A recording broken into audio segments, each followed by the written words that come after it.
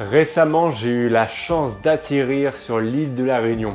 J'ai pu parcourir du coup cette île du sud au nord avec une majorité du parcours de la Diagonale des Fous.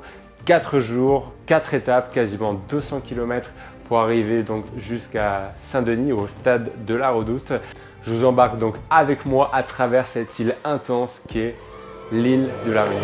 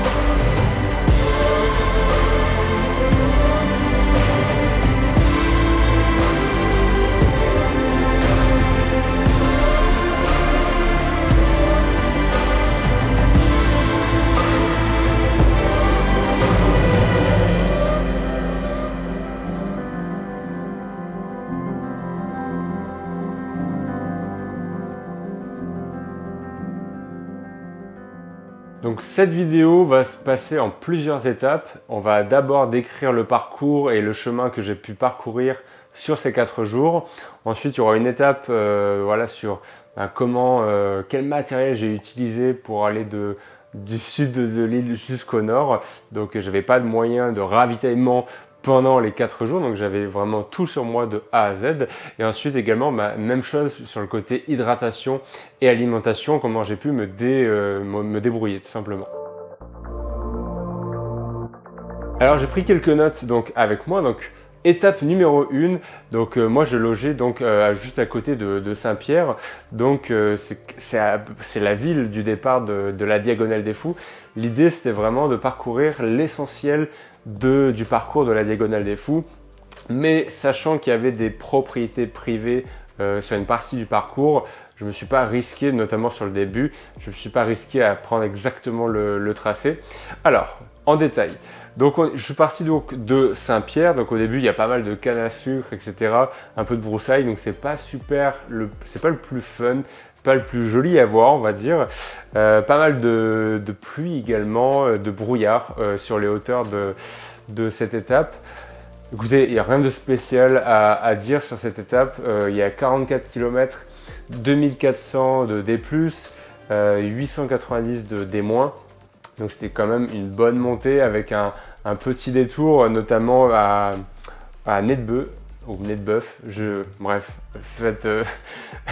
Voilà, je vais le prononcer comme ça, Nedbeuf, avec une arrivée à Bourg-Murat. Donc à Bourg-Murat, j'ai pu me loger donc dans un gîte que j'avais réservé. Donc tous les gîtes, j'avais réservé à peu près un mois avant. Donc là, globalement, c'est comme une sortie trail classique. Il n'y a rien eu de spécial. Je me suis pointé donc à Bourg-Murat. J'ai pu justement arriver sur place, me loger. Donc je mettrai en détail un petit peu dans la description justement où est-ce que j'ai pu me loger tout simplement. Donc niveau technicité du parcours, RAS, il n'y a rien de spécial, malgré qu'il y a quand même quelques propriétés privées sur ce parcours-là. Donc j'ai fait quelques petits détours par rapport au chemin que j'avais tracé à l'origine. Mais voilà, vous retrouvez la trace GPX que j'ai parcouru simplement en description. Et là, il n'y a pas de problème, vous passez sur aucune propriété privée de mes connaissances en tout cas. Ensuite, sur l'étape numéro 2, donc deuxième jour, donc là, ça va être corsé un petit peu plus. Il y a un peu plus de dénivelé tout simplement. Et je savais que j'allais passer à un point assez iconique, j'ai envie de vous dire, le Piton des Neiges. 3000 mètres d'altitude, le sommet de l'océan Indien. Donc c'était vraiment le point clé de cette journée. Et j'avais un petit peu d'appréhension avant parce que la veille, il avait plu tout simplement, donc la météo n'était pas terrible. Et là je me suis dit bon, ce serait dommage quand même, mais voilà, il y avait une belle météo annoncée et comme vous pouvez voir sur les images, voilà, c'était juste dingo. Donc je suis parti de Bourg-Murat, j'ai grimpé progressivement jusqu'au Piton des Neiges. Donc là il y a quand même pas mal de dénivelé. Ça commence à devenir technique, notamment dans le sentier Marabout. juste après Bourg-Murat, et vraiment c'était du plat mais très technique. On n'avance pas, simplement il y a des racines, de l'eau par rapport aux précipitations qu'il y a eu juste avant. Et suite à ça, donc c'est un peu coriace d'aller jusqu'à Cilaos, puisque on part de 3000 mètres d'altitude en haut et on descend à Cilaos qui est à quasiment 1000 mètres d'altitude. Donc on prend moins de 1000 quasiment sur 7 km. Donc c'est ouais, c'est assez escarpé quand même, voilà, avec la descente par le bloc pour les connaisseurs de la Diagonale des Fous. Donc là on est repassé du coup sur le parcours de la Diagonale des Fous. Le piton de neige n'y passe pas. Et après, rien de spécial, genre col du Taibit, montée au col du Taibit, donc en début de soirée, puis descente à Marla avant la nuit. Donc Marla, je savais que c'était voilà, le point d'entrée, on va dire, dans le cirque de Mafat, qui est assez réputé comme un cirque assez rude, assez chaud. C'est là où vraiment, dans la Diagonale des Fous, quand on rentre dans Mafat, il faut s'assurer de pouvoir s'en sortir. Donc voilà.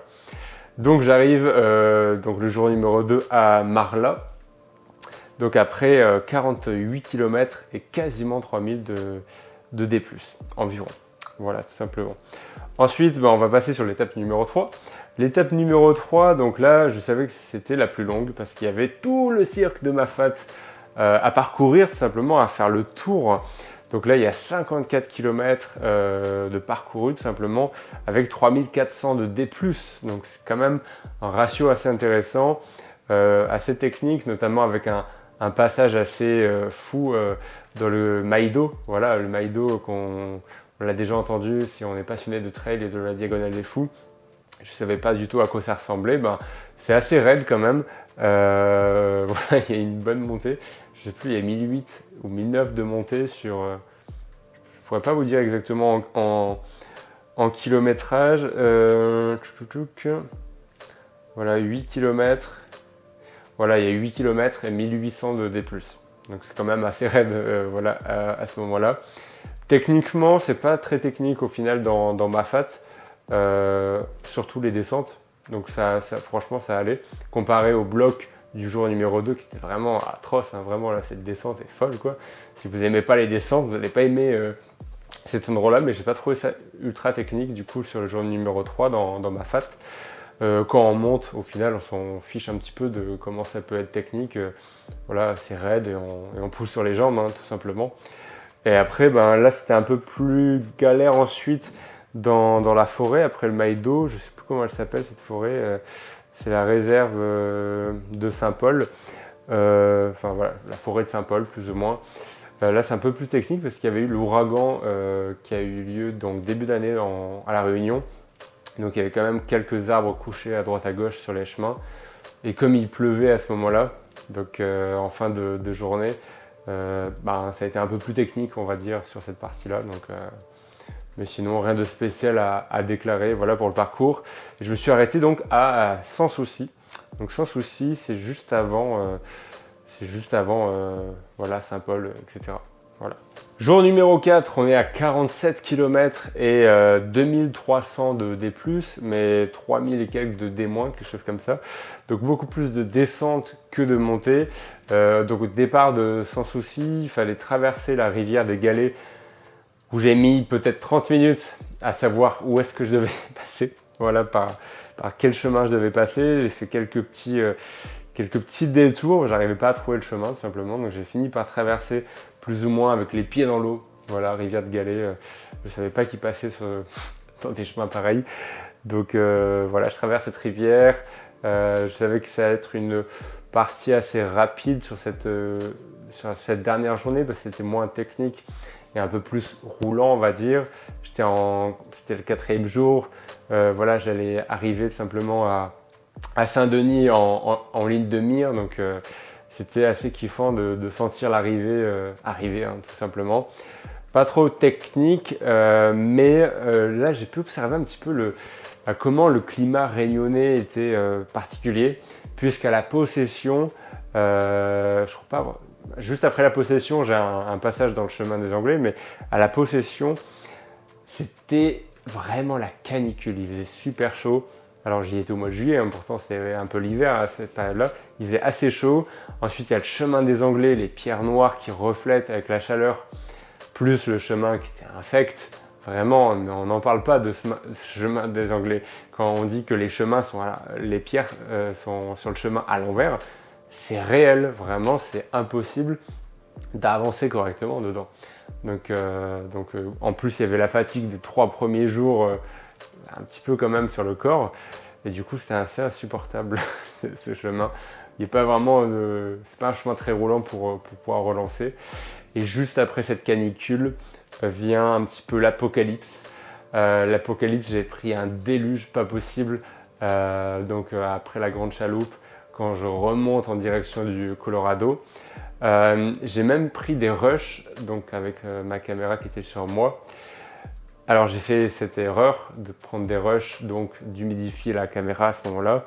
Conclusion, j'ai perdu toutes les vidéos de la traversée de l'île de la Réunion, sauf celles que j'avais pu sauvegarder sur mon téléphone. Donc je ne peux pas vous montrer exactement comment il a plu. J'ai réussi à filmer une petite image quand même avec mon drone à ce moment-là. Mais c'était vraiment l'apocalypse, et donc j'ai réussi donc à arriver jusqu'à ce fameux stade de Saint-Denis à la Redoute, simplement après tous ces kilomètres. Donc un sacré périple quand même. Le parcours original que j'avais tracé faisait 173 km et autour de 10 000 de D+. Finalement, à la fin, j'en ai 193 et 11 600, donc j'ai fait quand même quelques détours par rapport au tracé original, mais pas sur des propriétés privées ou quoi que ce soit. Donc si jamais, je sais qu'il y en a qui regardent cette vidéo, qui étaient intéressés pour le faire en 4 ou 5 jours, vous pouvez faire plus court par exemple, mais moi je le ferai exactement à l'identique. Vraiment, vous ne pouvez pas ne pas passer au Piton des Neiges par exemple. Donc voilà, les liens donc, des traces GPX seront en description. Si jamais vous avez des questions sur ce parcours, n'hésitez pas si j'ai oublié certaines choses.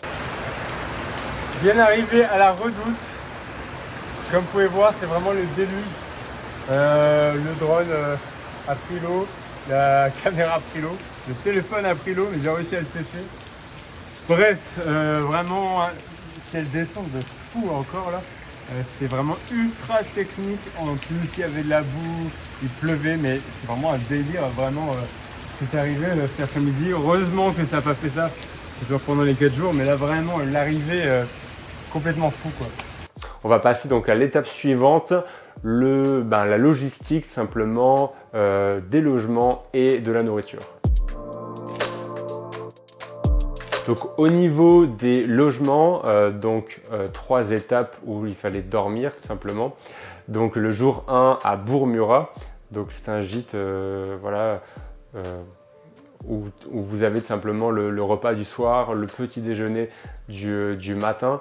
Donc il n'y a pas vraiment une nourriture illimitée, mais presque, hein, vraiment avec du rougail, de saucisses, du riz, etc. Quand même une bonne alimentation pour pouvoir vraiment reprendre des forces, on va dire, pour le jour suivant. Exactement pareil pour le jour numéro 2 où on était donc à Marla.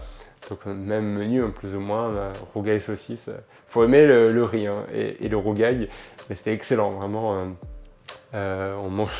On a vraiment plutôt bien mangé. Et le jour 3, j'ai pas réussi à trouver de gîte, ce genre de choses comme ça. J'ai plutôt pris une sorte de Airbnb. Donc là, il a fallu aller faire quelques courses. Et au final, ça a fait quand même très bien l'affaire. Donc également au niveau de l'alimentation, dans mon sac, donc je reviendrai un peu plus sur le matériel un peu plus tard.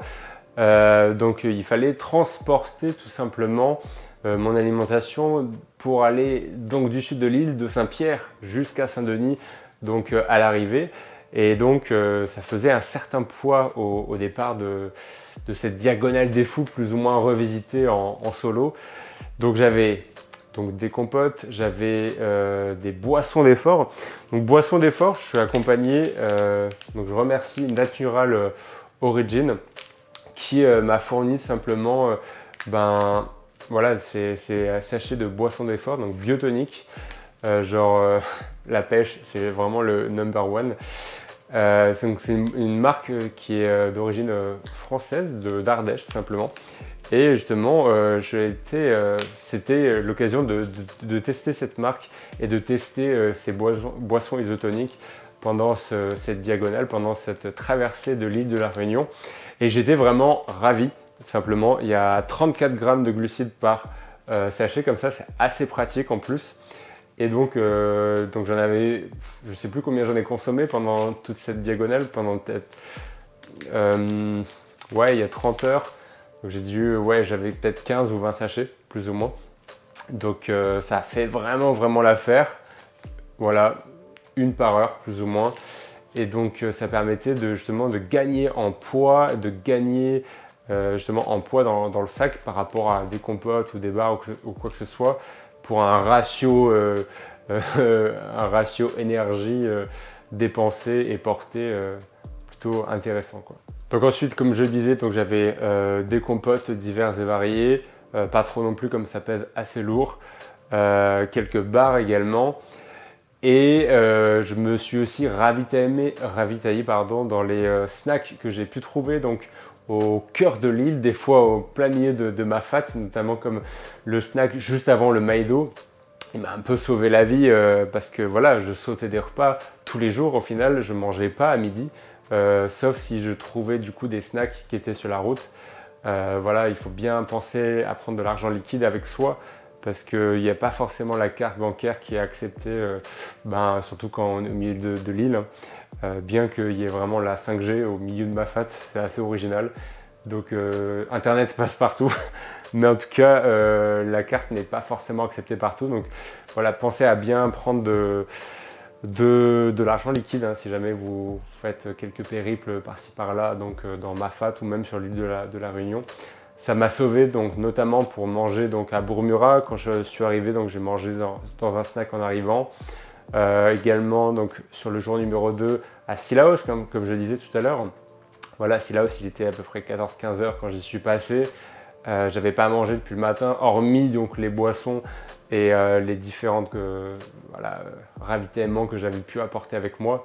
Voilà, essayer de prendre un maximum de nourriture, de vraie nourriture, j'ai envie de vous dire, pendant le périple un petit peu. Et le jour du coup numéro 2 également, voilà, pour payer le gîte dans Mafate. Voilà, il faut de l'argent liquide avec soi. Donc voilà, c'est quelque chose en plus à apporter avec soi, mais je trouve ça nécessaire, notamment pour en cas de coup dur, se ravitailler. Donc, passons à l'étape matérielle. Donc, le point principal de ce matériel, ça a été dans ce sac. Donc, c'est un sac de 15 litres que j'ai pu apporter avec moi. Donc, c'est un sac ADV Skin Cross Season de Salomon. Donc, plutôt pratique. Il y a pas mal de poches zippées à l'avant, à droite, à gauche. Il y a 2 poches à l'arrière, donc une poche qui est plutôt étanche et une poche où on peut mettre plein de choses. Donc j'ai pu mettre exactement ce que je voulais dedans pendant toute cette traversée. Donc de A à Z, je portais tout. Et j'ai pu mettre également à l'intérieur donc une flasque, c'est pas une flasque, c'est une grande gourde dans le dos, en plus de mes 2 flasques que j'avais à l'avant. Donc j'avais du coup une réserve d'eau de 2,5 litres au départ, donc ça fait déjà 2,5 kg à porter, plus donc mes habits de rechange que j'avais pour le soir quand j'arrivais donc au gîte ou dans les différents logements, déjà pour éviter les odeurs pour les autres, déjà c'est plus sympa, et surtout pour avoir des habits propres tout simplement sur ce côté-là. Également j'avais donc tous mes ravitaillements donc dans mon sac. Et j'avais donc tout ce qui est trousse de secours, matériel de survie ou entre guillemets trousse de secours je veux dire. Également des anti-moustiques, bien qu'il n'y ait pas eu de moustiques pendant le mois de juillet, mais si je devais refaire cette traversée au mois de décembre, j'imagine que c'est un peu plus humide à cette période-là. Donc voilà, pour un total de 6 kg, 6,5 kg, quelque chose comme ça le sac. Donc c'est pas très lourd finalement. Bien que les premiers pas de chaque étape était un peu rude, on va dire. Voilà, il faut s'habituer un peu au mouvement du sac chaque jour. Au niveau des chaussures, bah voilà, je suis resté sur quelque chose d'assez simple. C'est les mêmes chaussures que j'utilise tous les jours quand je vais courir. Voilà, c'est simplement des Salomon Genesis. Voilà, c'est pour moi peut-être les meilleures chaussures que j'ai pu avoir en tout cas. Elles sont assez légères, assez robustes et elles font très très bien l'affaire. En tout cas pour la Réunion. Voilà, on m'avait toujours vendu la Réunion avec un sol assez technique, etc. C'est le cas quand même, c'est très rude. Mais finalement, ça allait plutôt. C'était assez sauvage quand même. Mais c'est pas l'échappée belle non plus, quoi. Donc il y a des moments où on peut quand même recourir, etc. Voilà, faut pas le prendre en mode course, mais plus en mode rang de course. Voilà. Au niveau textile ensuite, sur moi-même, voilà, le t-shirt Chamois Gang toujours, voilà, représente. Le short classique, rien de spécial. J'avais des manchons, comme vous avez pu voir également sur le volcan du Piton des Neiges. Voilà, ça permet de justement de se réchauffer quand voilà, ça devient un petit peu frais. Mais au moment où justement j'avais chaud, le fait de mouiller donc ces manchons, ça me permettait justement de me rafraîchir. Donc c'était plutôt un game changer à certains moments caniculaires. J'ai pu même les utiliser sur d'autres courses plus tard, notamment sur la TDS. Au niveau de la veste, simplement j'avais une Salomon Bonatti au moment de la traversée qui n'a pas survécu, paix à son âme, car le jour 1 je suis tombé simplement en courant et donc ça a déchiré une partie de la manche et j'ai fini de l'abîmer malheureusement sur le dernier jour quand c'était un peu l'apocalypse. La fermeture n'a pas tenu non plus. J'étais pas ultra fan quand même de la qualité de ce qu'elle a pu rendre, on va dire, sur toute cette traversée.